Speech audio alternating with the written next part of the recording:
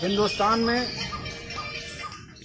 पिछले 75 सालों से हम लोग वोट देते रहे और वोट इसलिए देते रहे कि मौलाना आज़ाद ने कहा था कि अपनी क़यादत अब खत्म कर लो, और यही जो कांग्रेस पार्टी है उसको अपना कायद बना, क्योंकि जो जिन लोगों को जाना था पाकिस्तान चले गए, यही गढ़ैया के लोग चले गए पाकिस्तान, है ना। लेकिन हम इसलिए रुके रहे क्योंकि हम जानते थे कि यहाँ हमारे आबा अजदाद कब्र है, यहाँ अजमेर शरीफ है, यहाँ बहराइच है, यहाँ ख्वाजा गरीब नवाज है, यहाँ लाल किला है, यहाँ ताजमहल है, यहाँ हमारे बुजुर्गों ने दिल्ली के सीने में कुतुब मीनार को गाड़ दिया है।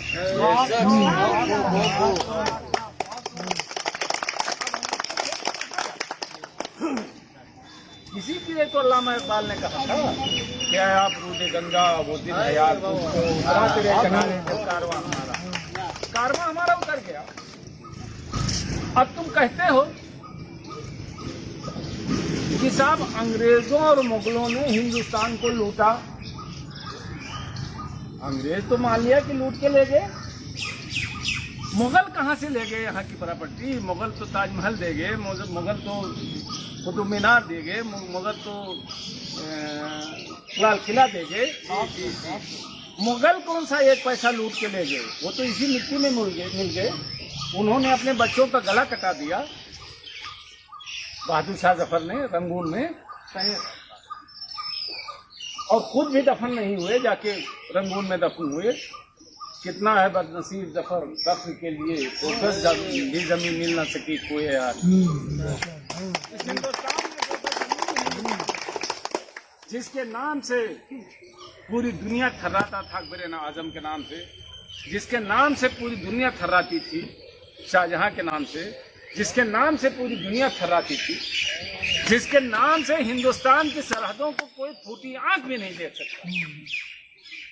हमने इस मुल्क के सरहदों को अपने शमशीर के नोक से बनाया है, वरना छोटे छोटे स्टेट थे, छोटी छोटी रियासतें थी, छोटे छोटे राजा थे। हिंदुस्तान कहाँ था? लेकिन आज हमारे पास 2 रास्ता था। हम पाकिस्तान भी जा सकते थे, हम हिंदुस्तान में रह सकते। तो हम अपने चॉइस से, अपने पसंद से इस मुल्क को हमने पसंद किया, और तुम मजबूरी में इस मुल्क में रह रहे हो क्योंकि तुम्हारे पास कोई दूसरा मुल्क ही नहीं था। बात समझ रहे हैं ना? भाई हम पाकिस्तान जा सकते, लेकिन हमने अब बाई चॉइस अपना फैसला किया कि नहीं, हम इस मुल्क में रहेंगे। और आप अगर रह रहे हो तो मजबूरी में हो, कहाँ आप जाओगे? अब सवाल उठता है कि पूरे हिंदुस्तान में पूरा ठीक ठाक माहौल था, हमें कोई ज़रूरत भी नहीं थी, हमारे यहाँ कोई प्रधानमंत्री बनना भी नहीं चाहता था, हमारे यहाँ कोई मुख्यमंत्री बनना नहीं चाहता था।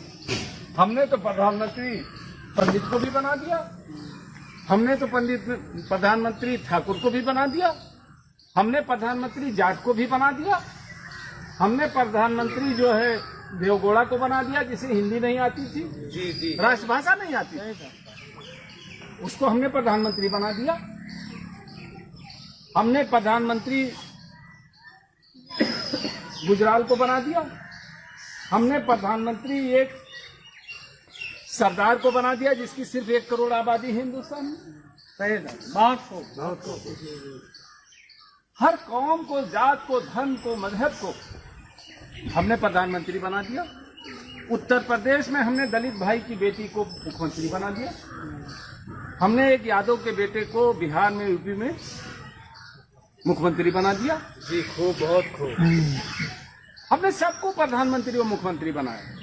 हम तब भी सबर करते थे, क्यों?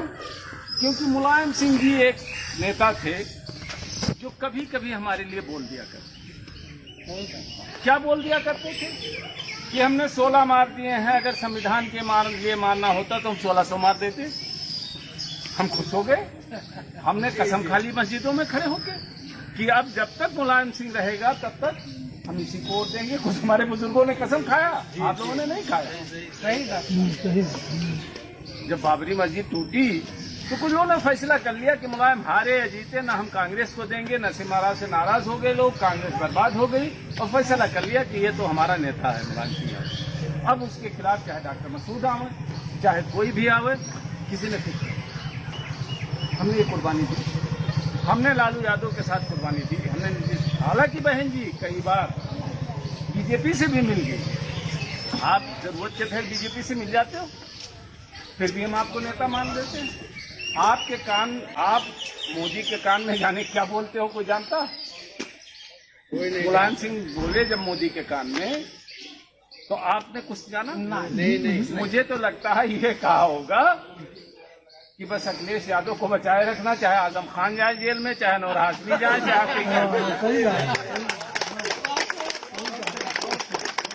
आखिर इसके अलावा क्या कहा था? बिल्कुल सही कि बस इसको हमारे बेटे बचाए रखना, और चाहे आजम खान जाए, चाहे अतीक अहमद जाए, और सब हैं बेचारे। हाँ, सब हैं। तो सवाल है कि जब ये अपने आप को नहीं बचा सकते, हुमा सुमा को कौन कहे, आजम खान साहब नहीं बचा सकते, तो आखिर ये चौराहे पे बैठे हुए जो समीकरण जोड़ रहे हैं समाजवादी का, वो क्या बचा पाएंगे? अब ये कहते हैं कि साहब अपनी पार्टी को अगर हम वोट दे देंगे तो बीजेपी जीत जाएगी। ये तो बीजेपी को जिताने आए हैं। आप बताओ, आशिक अली को, जो बुजुर्ग हैं, बच्चे हो सकता ना जानते हो, आशिक अली साहब को आप लोगों ने एक बार चुनाव लड़ाया था। हाँ, बिल्कुल सही। हम उनके साथ थे, लड़े तो समझ लो हम थे। आशिक अली साहब को हम बॉम्बे से ले आए जी। तो जब आशिक अली को हमने वोट दे दिया था तो क्या बीजेपी जीती थी?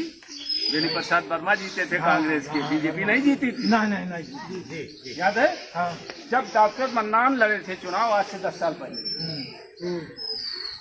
जब हम 32,000 पाए थे, तब क्या यहाँ बीजेपी जीती थी? अनवर हाशमी साहब जीते थे। हाँ।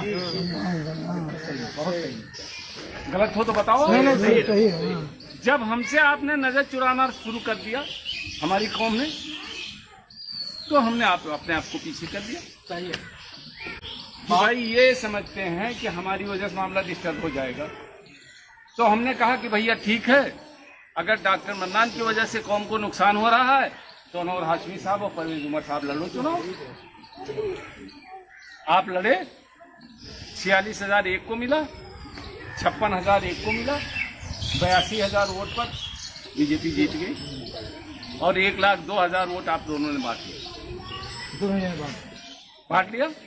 जिम्मेदार कौन हुआ बीजेपी को जिताने के लिए? यही दोनों आदमी है। यही दोनों हुए।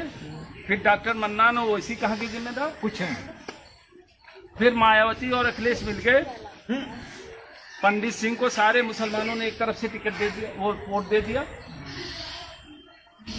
अगर दलित भाई दे देता, अगर यादव भाई दे देता, यादव इसलिए देता कि वो अखिलेश यादव का था, दलित भाई इसलिए देता कि मायावती का था, और ठाकुर भाई इसलिए देता कि वो पंडित सिंह का था, और हम तो खैर बेगानी शादी में अब्दुल्ला दीवाने थे। 4 लाख वोट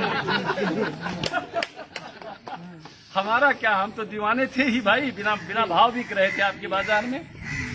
लेकिन भाव वाले नहीं आए, और पंडित सिंह चुनाव हारे कि नहीं हारे? यहाँ से करनैलगंज तक आपने पंडित सिंह को वोट दिया। यहाँ के अयोध्या बॉर्डर तक सब मिला के पंडित सिंह को सारे मुसलमानों ने अपना दिया। अब सवाल ये होता है कि अगर पंडित सिंह को नहीं वोट दे सकता है हमारा यादव भाई और दलित भाई और बाकी लोग, तो क्या अनवर हाशमी को वोट देगा? नहीं। क्या अनवर महमूद को वोट देगा? नहीं। क्या नूर महमूद को वोट देगा? ना। क्या किसी परवेज उमर को वोट देगा? कतई नहीं देगा ना। अगर देना होता तो पंडित सिंह को दे देता, अपने भाई को दे देता। नंदिता शुक्ला को नहीं दिया वोट, जिसके बारे में बुजुर्ग जानते होंगे, खानदानी भाजपाई है, आप जानते हैं। हाँ, खानदानी भाजपाई। मतलब पैदा ही हुई भाजपा के हाँ, वोट में। ये तो सही बात सही है। नंदिता शुक्ला को हिंदू भाई ने वोट नहीं दिया। नंदिता शुक्ला हार गई चुनाव। कौन जीती? बीजेपी, राजा मनकापुर,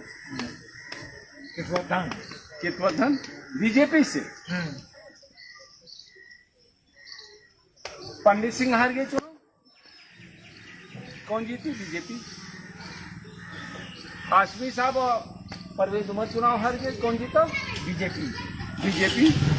तो मालूम यह हुआ कि जब से हमने चुनाव लड़ना बंद कर दिया तब से बीजेपी जीत रही है। सही है। कि जब हम पीस पार्टी से लड़ रहे थे, जब हमारा माहौल था, तब क्या बीजेपी जीती थी? 7 साल से जब से हमने चुनाव लड़ना बंद कर दिया, इसलिए बंद कर दिया कि अगर मैं पिछला चुनाव लड़ जाता अपनी पीस पार्टी से, उस जमाने में पीस पार्टी था। हाँ, पीस पार्टी से आप। हाँ, तो अगर मैं लड़ जाता और मान लिया 40,000 वोट हाशमी साहब पा जाते, 40,000 वोट परवेज साहब पा जाते, हम 25-30,000 वोट पाते, या 40,000 हम भी पा जाते, तो पूरा इल्जाम डॉक्टर मन्नान के ऊपर डाल दिया जाता कि बीजेपी को इसी ने जिताया। हाँ, नहीं सही। आपके जितावा। तो जब हम नहीं लड़े, ओवैसी नहीं लड़े, आप कह रहे हो ओवैसी जिता देते हैं बीजेपी को।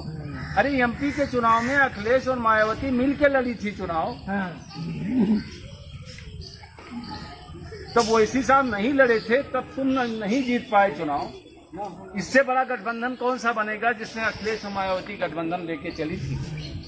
जब आपको हिंदू भाई वोट ही नहीं दे रहा है, और हमने जो है पिछले 10 साल का आपके सामने रिकॉर्ड रख दिया।